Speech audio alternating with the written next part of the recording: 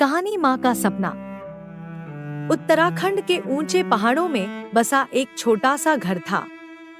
घर में सिर्फ 2 लोग रहते थे, माँ और उसका बेटा आर्यन। आर्यन के पापा का कई साल पहले देहांत हो चुका था।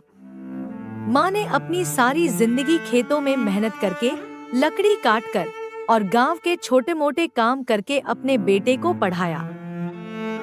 माँ का सपना था कि उसका बेटा एक दिन बड़ा अफसर बने, ताकि उनकी गरीबी के दिन खत्म हो जाए। आर्यन भी माँ की उम्मीदों को पूरा करने में जुटा था, लेकिन शहर में पढ़ाई करना आसान नहीं था। किराया, किताबें और खाने का खर्च, सब कुछ बहुत महंगा था। हर महीने माँ खेत में उगाई सब्जियां बेचकर, कभी किसी के खेत में मजदूरी करके, कभी सर्दियों में ऊन बुनकर पैसे भेजती। लेकिन धीरे धीरे माँ का स्वास्थ्य गिरने लगा। ठंडे मौसम में लकड़ी ढोते ढोते उसके हाथों में दरारें पड़ गईं और पैरों में सूजन आ गई। फिर भी जब भी आर्यन फोन करता, माँ हमेशा हंसकर कहती, बेटा, मेरी चिंता मत कर, बस पढ़ाई पर ध्यान दे।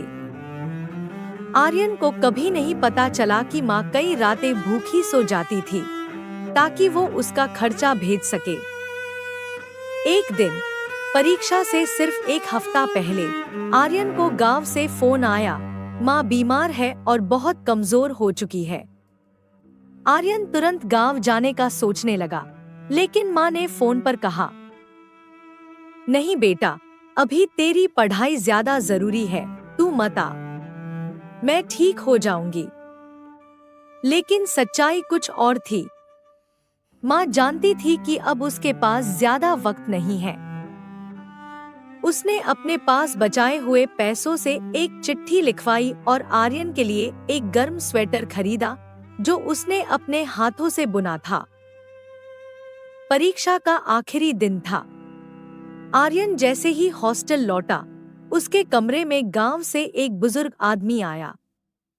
बेटा, ये तेरे लिए तेरी माँ ने भेजा है, और ये चिट्ठी भी। आर्यन ने चिट्ठी खोली। मेरे लाल, अगर तू ये चिट्ठी पढ़ रहा है तो समझ ले, मैं तुझे दूर से देख रही हूँ। मैंने तुझे अफसर बनने का सपना देखा था, और मुझे यकीन है तू ये जरूर पूरा करेगा। मैं हमेशा तेरे साथ रहूंगी। बस अपनी माँ को गर्व महसूस कराना।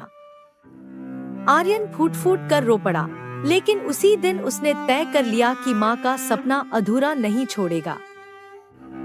सालों बाद आर्यन सच में अफसर बन गया, लेकिन उसकी माँ वो दिन देखने के लिए इस दुनिया में नहीं थी।